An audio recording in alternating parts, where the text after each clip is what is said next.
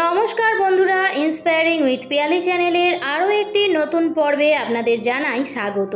বন্ধুরা, আজকের পর্বে আলোচনা করব তুলসী দেবীর বৃত্তান্ত এবং তুলসী দেবীর অভিশাপ। চলুন বন্ধুরা, বিস্তারিত জেনে নেওয়া যাক। এই অখিল জগতের যে দেবীর তুলনা নেই, তিনিই দেবী তুলসী। তিনি বিখ্যাত হয়ে আছেন স্বনামখ্যাত তুলসী দেবীর এই নামের উৎপত্তির বিষয়ে এবং তার জন্ম বৃত্তান্ত বিষয়ে যে বর্ণনা ব্রহ্মবৈবর্ত পুরাণে রয়েছে, সেই বর্ণনা আলোচনা করা যাক। ব্রহ্মবৈবর্ত পুরাণ মতে তুলসী নামে গোলকের শ্রীকৃষ্ণের প্রিয়া শ্রী রাধিকার এক সহচরী ছিলেন। যে পবিত্র স্বরূপা তুলসী দেবীর স্পর্শে অন্যের সকল দোষ কেটে গিয়ে তা প্রসাদ হয়ে যায়। যে তুলসীপত্র ছাড়া শালগ্রাম শিলার পুজো হয় না, চিরপূজা সেই দেবীর জীবন ছিল অভিশপ্ত। হ্যাঁ, গোলক বৃন্দাবনে দেবী তুলসীকে কৃষ্ণের সাথে ক্রিয়ারত অবস্থায় দেখে রাধারানী অত্যন্ত ক্রুদ্ধ হয়ে যান এবং তিনি দেবী তুলসীকে মর্তে মানবী রূপে জন্মগ্রহণ করার অভিশাপ দেন। এই অভিশাপ পেয়ে দেবী তুলসী মানসিকভাবে ভেঙে পড়লে শ্রীকৃষ্ণের শরণাপন্ন হয়েছিলেন। শ্রীকৃষ্ণ তখন তুলসীকে সান্ত্বনা দিয়ে বলেছিলেন যে তুলসী মর্তে মানবী রূপে নবজন্ম গ্রহণ করলে এবং তপস্যা বলে নারায়ণের অংশ লাভ করতে পারবেন। এই অভিশাপের কারণে তুলসী জগতে ধর্মধ্বজ নামে এক রাজা এবং তার স্ত্রী মাধবী দেবীর কন্যারূপে জন্মগ্রহণ করেছিলেন।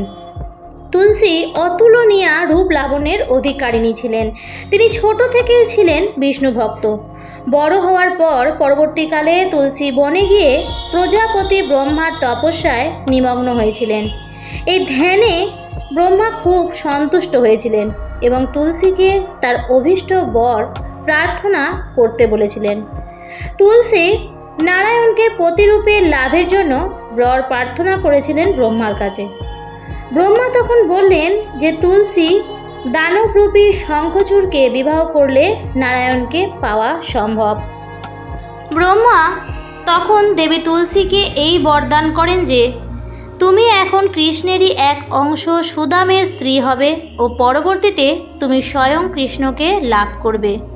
অন্যদিকে শ্রীকৃষ্ণের এক অংশ সুদামও দেবী তুলসীর মতোই রাধিকার অভিশাপে একটি দানব গৃহে শঙ্খচূড় নামে জন্মগ্রহণ করেন।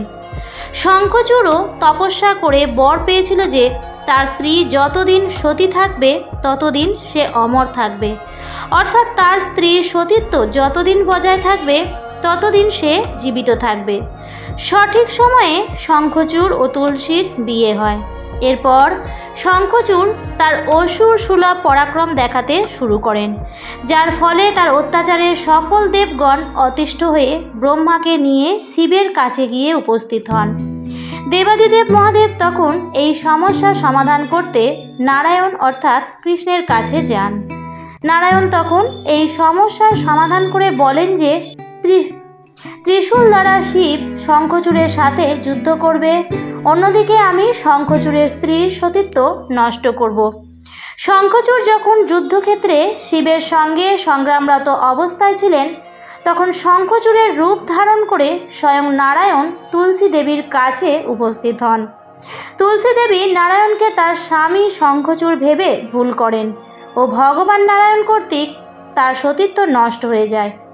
অন্যদিকে স্ত্রী তুলসীর সতীত্ব নষ্ট হওয়ায় শিবের হাতে শঙ্খচূড় নিহত হন। স্বামীর মৃত্যুর খবর পেয়ে তুলসী দেবী বুঝতে পারেন যে ভগবান নারায়ণ তার সঙ্গে ছলনা করেছেন। ক্রোধে উন্মত্ত হয়ে তুলসী দেবী ভগবানকে অভিশাপ দেন। নারায়ণ পাষাণে পরিণত হবেন ও দেবী তুলসী তৎক্ষণাৎ নিজের দেহ ত্যাগ করার সিদ্ধান্ত নেন। ভগবান নারায়ণ তুলসী দেবীর এই অভিশাপ হাসি মুখে গ্রহণ করে ও তুলসীর অভিশাপেই নারায়ণ শালগ্রাম শিলায় পরিণত হয়। অভিশাপ দেওয়ার পর মুহূর্তেই দেবী তুলসী নিজের ভুল বুঝতে পারেন যে তিনি ভগবানকে অভিশাপ দিয়েছেন। নারায়ণ তখন দেবী তুলসীকে বরদান করেন যে সতী সাধ্বী রূপে তিনি মর্তলোকে পূজিতা হবেন ও নারায়ণ শিলার পুজো তুলসীপত্র ভিন্ন হবে না। নারায়ণের বরেই দেবী তুলসীর শরীর গণ্ডকী নদীতে পরিণত হয় ও তুলসী দেবীর কেশ থেকে পবিত্র বৃক্ষ তুলসীর সৃষ্টি হয়। নারায়ণ এও বলেন, হে সতী সাধ্বী তুলসী, স্বর্গ, মর্ত্য, পাতাল, বৈকুণ্ঠ ও আমার কাছে তুলসী বৃক্ষ সমস্ত ফুলের থেকে শ্রেষ্ঠ হবে। তুলসী তরুমূলে সমস্ত তীর্থের অধিষ্ঠান হবে। যে ব্যক্তি তুলসী কাঠের মালা ধারণ করবেন, পদে পদে তিনি অশ্বমেধ যজ্ঞের ফল প্রাপ্ত হবেন।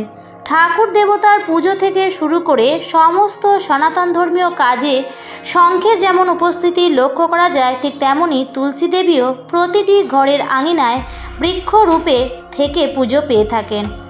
অন্যদিকে শিব শুল দ্বারা শঙ্খচূড়ের অস্থি লবণ সমুদ্রে নিক্ষেপ করেছিলেন বলে শঙ্খচূড়ের সেই অস্থি থেকেই শঙ্খের সৃষ্টি হয়।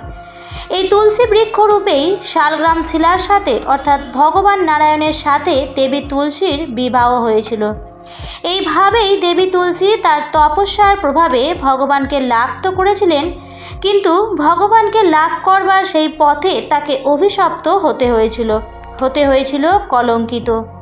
হয়তো তাই কষ্ট না করলে কখনো কেষ্ট মেলে না, আর সেই কষ্টের সাক্ষাৎ উদাহরণ হলেন তুলসী দেবী।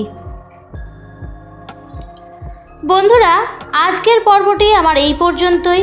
এই ধরনের আরও ধর্মকথা এবং পৌরাণিক কাহিনী ও দেবদেবীদের বিভিন্ন রহস্যময় কাহিনী জানার জন্য চ্যানেলটিকে সাবস্ক্রাইব করে আমার সাথে থাকবেন।